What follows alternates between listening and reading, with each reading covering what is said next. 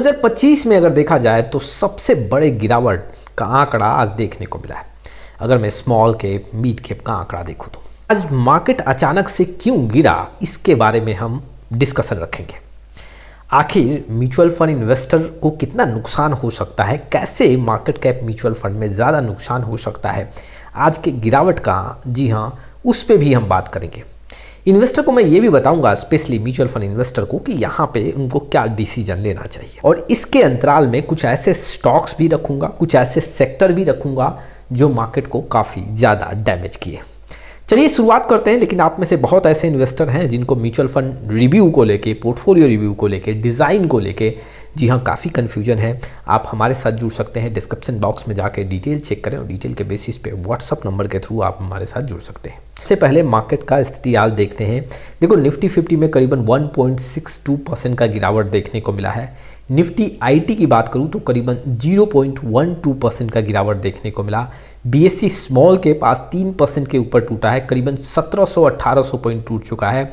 Sensex में करीबन 1300 point का गिरावट है, 1.59% का दबाव। निफ्टी मिड कैप 50 करीबन 2.68 और बीएससी मिड कैप की बात करूं तो करीबन 2.44% का गिरावट। यहाँ भी 1143 पॉइंट का दबाव देखने को मिला। जितने मैंने इंडेक्स आपके सामने रखे, इसमें सबसे कम जो गिरावट है, दबाव जो है, ना के बराबर अगर मैं कहूँ तो निफ्टी आईटी में देखने को मिला है। आज अगर मैं देखूं तो pharma sector, health care sector, यहाँ पे आईटी, कंजम्पशन जो सेक्टर है, ऐसे सेक्टर में थोड़ा सा जान देखने को मिला। बाकी हर एक सेक्टर में यहाँ पे बहुत ज़्यादा दबाव देखने को मिला। आईटी भी यहाँ पे आज संभलता हुआ देखने को मिला। लेकिन कैसे स्टॉक्स ने मार्केट को सबसे ज़्यादा यहाँ पे कमर तोड़ा है, देखो आंकड़े आपके सामने है। यहाँ पे आप देख सकते हो, टाटा स्टील करीबन 5% के आसपास टूटा है। ट्रेंट में करीबन 4% के ऊपर का गिरावट है। बीपीसीएल की बात करूँ तो यहाँ भी करीबन 4% के आसपास। कोल इंडिया में 3.79 और एनटीपीसी 3.63% टूटा है। आज पब्लिक सेक्टर की जो कंपनियाँ हैं उसमें दबाव ज़्यादा देखने को मिला। लेकिन जैसे कि मैंने बताया कि कुछ ऐसे सेक्टर जो पॉजिटिव रहे, अगर देखोगे तो ऐसे सेक्टर के स्टॉक्स ने मार्केट को थोड़ा सा और गिरने से बचाया है। जैसे कि अपोलो हॉस्पिटल में 1.79% का आज पॉजिटिव आंकड़ा देखने को मिला। टाटा कंज्यूमर प्रोडक्ट में 0.79, टाइटन की बात करूँ तो 0.54 और एचसीएल टेक यहाँ पे 0.33% जंप लगाता देखने को मिला, जो मार्केट में कुछ यहाँ पे हेल्प किया है। लेकिन कैसे सेक्टर ने मार्केट को आज सबसे ज़्यादा तोड़ा है, तो देखो आपके सामने लिस्ट है। जी हाँ, आप देख सकते हो। यहाँ पे अगर देखोगे तो पीएसयू बैंक में करीबन आज 4% के ऊपर का गिरावट देखने को मिला, ये जो इंडेक्स है। अगर निफ्टी एनर्जी की बात करोगे तो यहाँ पे गिरावट ज़्यादा है। ये लिस्ट है, आप देख सकते हो। निफ्टी रियलिटी, निफ्टी मेटल, ये ऐसे सेक्टर हैं जिसमें आज गिरावट देखने को मिला है। लेकिन अब किन कारणों से मार्केट में गिरावट देखने को मिला, आप में से बहुत ऐसे इन्वेस्टर हैं जो वाकिफ होंगे और सुने होंगे। HMPV जो वायरस है, इसके चलते मार्केट में अचानक से गिरावट देखने को मिला है। अब ये HMPV वायरस है क्या? देखो, जैसे कोविड में हमें देखने को मिला था वैसा ही वायरस है, लेकिन उससे ज़्यादा ताकतवर ये वायरस है। सांस में प्रॉब्लम करता है और आपको यहाँ पे सर्दी और जुकाम जैसे मामले फेस करने पड़ेंगे। अगर देखा जाए तो इंडिया में 2 से 3 ऐसे केसेस पाए गए हैं। यही न्यूज़ इन्वेस्टर के सामने सबसे ज़्यादा नेगेटिव सेंटीमेंट्स क्रिएट किए और मार्केट में आज बिकवाली देखने को मिला है। तो HMPV वायरस की बात करूं तो चाइना में काफ़ी ज़ोरों से ये फैलता हुआ देखने को मिल रहा है और अभी भी इसका कोई भी सलूशन चाइना में देखने को नहीं मिला है। इंडिया में यहाँ पे 2 से 3 केसेस पाए गए हैं। ये भी अब आने वाले समय में बढ़ सकता है और ऐसे सिचुएशन में मार्केट में कुछ और नेगेटिव इम्पैक्ट देखने को मिल सकता है। चलिए अगले पॉइंट की बात करो। देखो, जो बैंक के यहाँ पे कमज़ोर डेटा है, जी हाँ, दिसंबर का क्वार्टर का यहाँ पे डेटा आने वाला है और अनुमान यही है कि यहाँ पे कमज़ोर आंकड़ा आ सकता है। इसमें एक पॉइंट जो निकल के आ रहा है, जो लोन का ग्रोथ है बैंक्स में, उसमें काफ़ी कम ग्रोथ देखने को मिला है और इससे बैंक का जो रिजल्ट है दिसंबर का, वो यहाँ पे कमज़ोर स्थिति में देखने को मिलेगा, कि आने वाले समय में मार्केट को और ज़्यादा डैमेज कर सकते हैं। तीसरे पॉइंट की बात करूँ तो देखो, जो इंडियन करेंसी है वो यहाँ पे कमज़ोर होता हुआ देखने को मिल रहा है, अगर मैं यूएस करेंसी से कंपेयर करूँ तो। और लगातार यहाँ पे इंडियन करेंसी यहाँ पे यूएस करेंसी से कमज़ोर होता हुआ देखने को मिल रहा है, धीरे धीरे अगर देखें तो ये डिफरेंस काफ़ी बढ़ता जा रहा है, जो इंडियन स्टॉक्स मार्केट के लिए और इंडियन इकोनॉमी के लिए काफ़ी नेगेटिव पॉइंट है। निफ्टी के जो एक टेक्निकल्स पॉइंट्स हैं वो भी यहाँ पे ब्रेक होता हुआ देखने को मिल रहा है। मैंने कुछ दिन पहले जब निफ्टी में अच्छा खासा तेज़ी देखने को मिला तो मैंने बताया था कि 24,000 का लेवल काफ़ी स्ट्रांग है, मार्केट जब तक इसके ऊपर होगा खरीदारी बढ़ सकता है, लेकिन 24,000 जैसे ही ब्रेक होगा तो आंकड़े यहाँ पे फिर से दबाव में देखने को मिल सकते हैं और निफ्टी यहाँ पे फिर से 24,000 के नीचे ट्रेड कर रहा है।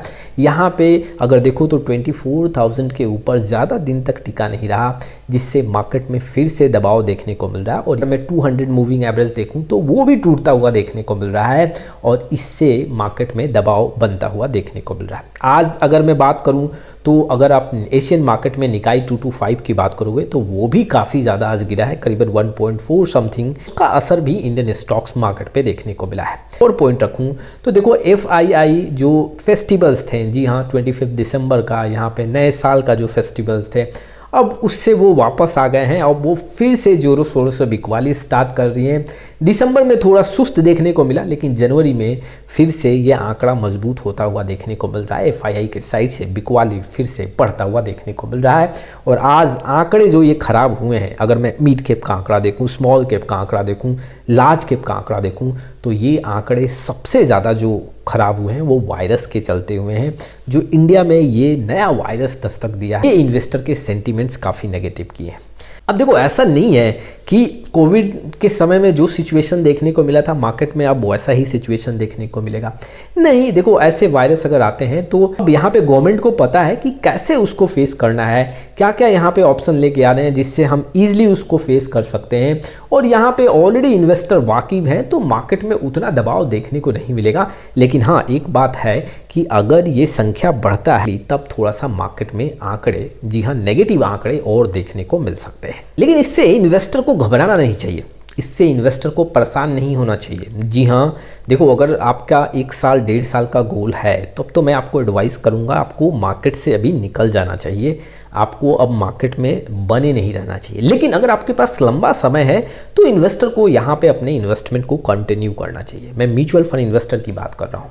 आज बहुत सारे इन्वेस्टर ने यहाँ पे मैसेज किया कि सर क्या मैं अपने SIP को बंद कर दूँ, क्या अभी मैं पूरा पैसा यहाँ पे निकाल दूँ, मार्केट में कहीं बहुत बड़ा गिरावट तो नहीं देखने को मिलेगा।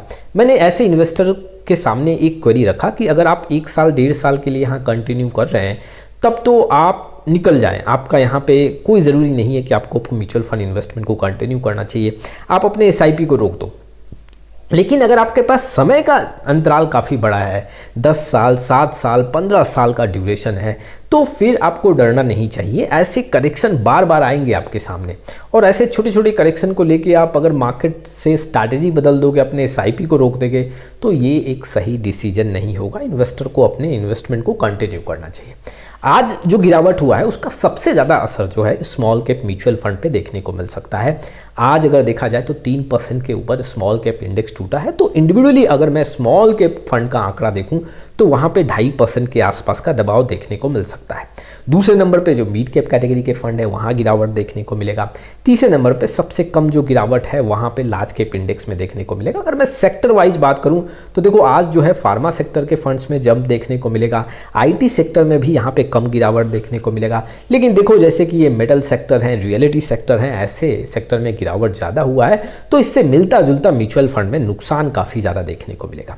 कल के दिन जब यहाँ पे NAV का आंकड़ा आज का पूरा डेटा आ जाएगा तो कल के दिन मैं वीडियो ज़रूर रखूँगा कि वाकई में ऐसे म्यूचुअल फंड में नुकसान कितना देखने को मिला है और कहाँ पे अभी भी कम नुकसान देखने को मिला है। आज के लिए बस इतना ही। आप में से बहुत ऐसे इन्वेस्टर हैं जिनको म्यूचुअल फंड पोर्टफोलियो और डिज़ाइन को लेकर काफ़ी प्रॉब्लम है। डिस्क्रिप्शन बॉक्स में जाके डिटेल चेक करें और डिटेल के बेसिस पे व्हाट्सअप नंबर के थ्रू जुड़ सकते हैं। फिर मिलेंगे एक नए वीडियो के साथ, तब तक के लिए जय हिंद जय भारत।